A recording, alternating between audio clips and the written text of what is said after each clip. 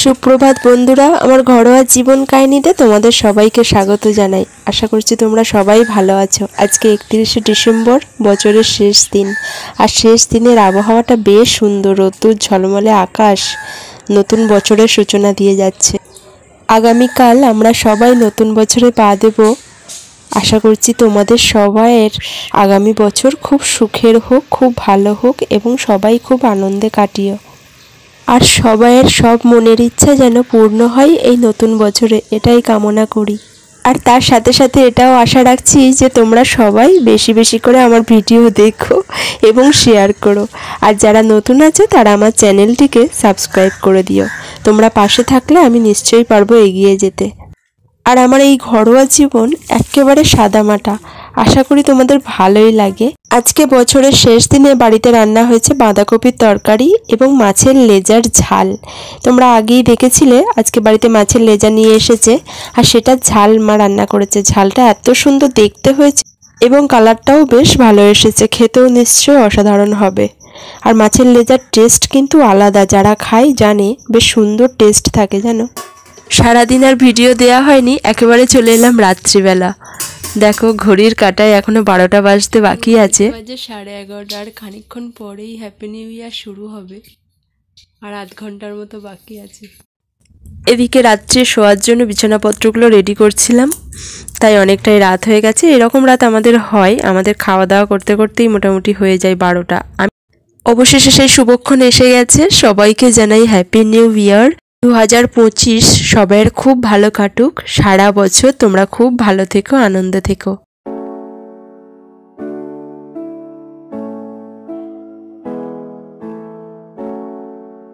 প্রতিদিনের মতো নতুন বছরেও সকালে যেমন কাচাকুচি থাকে, বাসন মাজার থাকে, করতে বেরিয়ে পড়লাম। আর বাইরেটা একটু হালকা কুয়াশা আছে। আর এই রকম শীতের সকাল কিন্তু বেশ লাগে। এর মধ্যে যদি একটু আগুন তাপানো হয় তাহলে তো আর কথাই নেই। আমি একটু কাগজ টাগজ পুড়িয়ে নিয়ে আগুন তাপিয়ে নিই যেন সকালবেলা বেরিয়ে, যদিও খুব সকালে বেরোই না, মোটামুটি 8টা বেজে যায় আমার ঘুম থেকে উঠতে। শীতের সময় তো কটা জামা কাপড় বুড়িয়ে দেবো, সার্ফ জলে কেচে নেবো সকালবেলায়। আমার তুলসী মঞ্চটা দেখো সানশেডের উপর রাখা আছে, এত সুন্দর মঞ্জুরি এসেছে। মঞ্জুরিটা প্রতিদিন সকালে আমি লক্ষ্য করি, এত ভালো লাগে, মনটা আনন্দে ভরে যায়। এই তুলসী গাছটা আমি অনেক কষ্টে বাঁচিয়ে রেখেছি, কারণ ঠিকঠাক মতো রোদ্দুর পড়ে না, তাই সানশেডে তুলে দিয়েছি।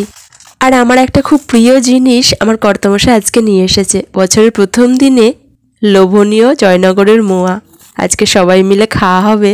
প্যাকেটটা তাই দেখিয়ে দিলাম। শাক পেয়েছ আজকেও? বেলে মাছ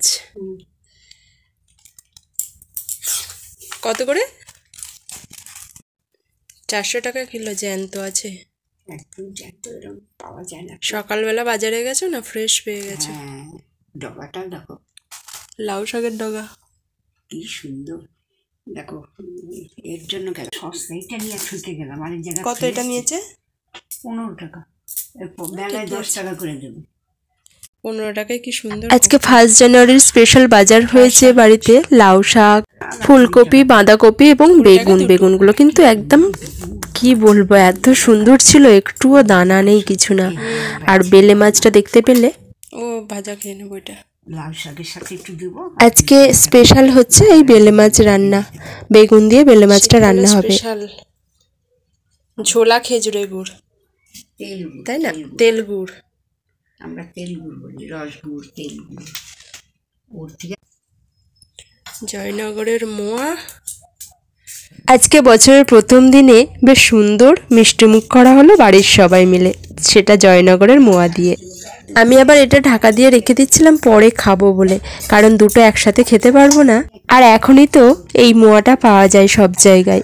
আর শীতকালে স্পেশাল খাবারগুলোর মধ্যে কিন্তু যেমন খেজুরের গুড় পড়ে, তেমন এই মোয়াটাও পড়ে, তাই না? এদিকে আমি বিছানাপত্রগুলো গুছিয়ে নিচ্ছিলাম ঠিকঠাক করে।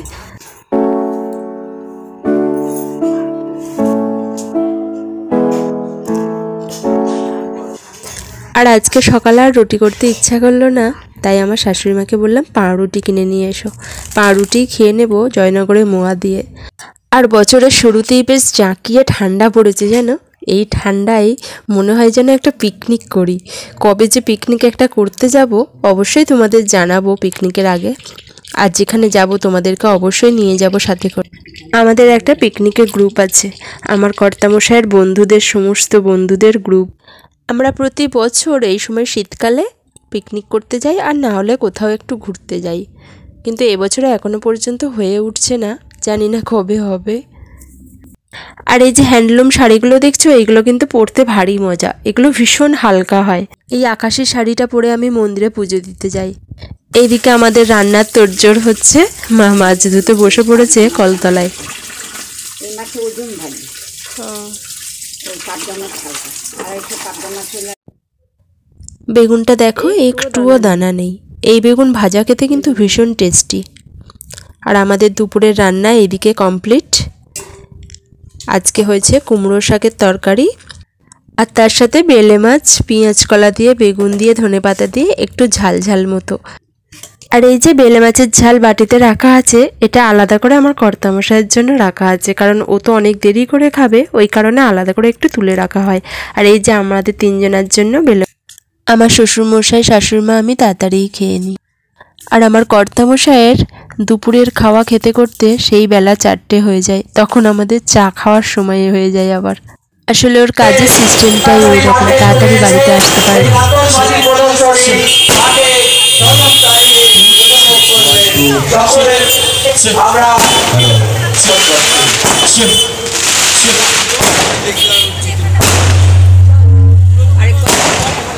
একের পর এক ভালো রসাই 17 পল্লী নাগরিক সমিতির সুবর্ণ জয়ন্তী বর্ষের উদযাপন, গোল্ডেন জুবিলি সেলিব্রেশন, একই সাথে নতুন বছরের শুভেচ্ছা বিনিময় আপনাদের সকলের সাথে, পাড়ার প্রত্যেক সহ নাগরিকের সাথে 17 পল্লী নাগরিক সমিতি 1975 থেকে 2025 পথ চলার সুদীর্ঘ 50 বছর।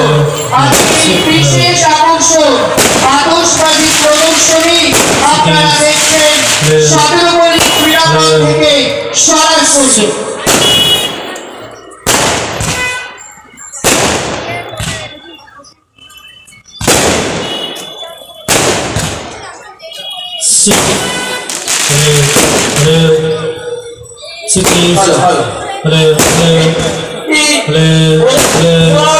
আপনারা আকাশে দেখতে পাবেন একেবারে একসাথে প্রচুর মানুষ আকাশে উড়ে যাবে। আপনারা দেখতে পাবেন প্রদর্শনী। তাই এই আতশবাজি প্রদর্শনী যখনই শেষ হবে আমি বলবো। আর এই যে বিশাল বড় একটা মঞ্চ তৈরি হয়েছে, স্টেজ করেছে, যেখানে সবাই নৃত্য প্রদর্শন করবে। এখানে সব মেয়েগুলো সেজেগুজে কি সুন্দর দাঁড়িয়ে আছে, দেখতে অপরূপ লাগছে এদের সাজটা।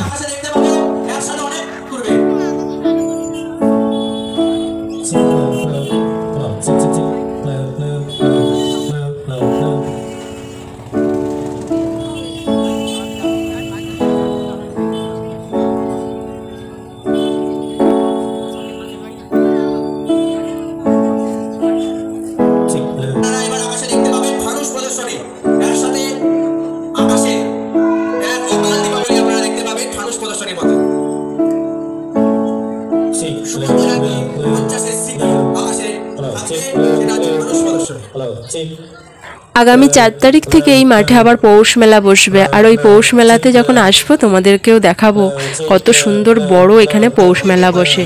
আর 9 তারিখ থেকে পুষ্প প্রদর্শনী মেলা, অর্থাৎ সেই দিন নানা রকম ফুলের মেলা হয়। সেই দিন থেকে প্রায় টানা 4-5 দিন নানা রকম ফুলের মেলা থাকবে। আর শুধু ফুল নয়, পুষ্প প্রদর্শনী মেলা মানে নানা রকম ফল গাছও থাকে আর ক্যাকটাসও থাকে। খুব সুন্দর লাগে মেলাটা জানো। আর আমাদের এই বেলঘড়িয়া 17 পল্লী মাঠের মেলাটা খুব বিখ্যাত, পৌষ মেলা নামে পরিচিত। আশা করছি আমার আজকের ভিডিওটা তোমাদের সবাইয়ের ভালো লেগেছে। আজকের ভিডিওটা বেশি বাড়ালাম না। তোমরা ভালো থেকো, সুস্থ থেকো আর আমার পাশে থেকো।